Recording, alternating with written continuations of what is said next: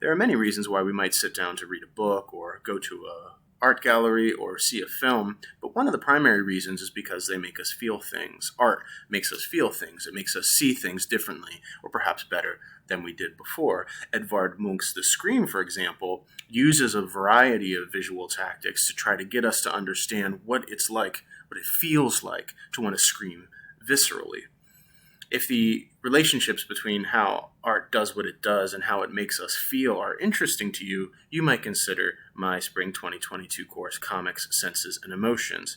I am Joe Turner, an associate professor in the English department, and if you choose to take this course with me, we will look at a variety of comics or texts that use images and language simultaneously to create a variety of effects, and we will look specifically about how those effects are sensual, how they play with our seeing, our hearing, even our tactile senses, our auditory senses, things that might not be as obvious as visuals. We'll also think about and analyze how those strategies to play on our senses affect our emotions, our feelings, and affect our dispositions and our attitudes.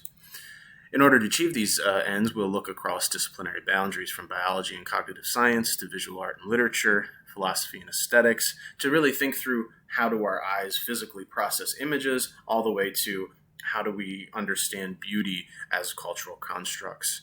To do this, we will look at a range of comics, starting with Neil Gaiman's The Sandman, and the audiobook adaptation of that, Kyle Baker's Nat Turner, Joel Morrow's Blue is the Warmest Color, but students will have the option to pick texts of their own. You do not need to know anything about comics if you choose to take this class, but if you choose to take this class, you'll know a lot more about them at the end.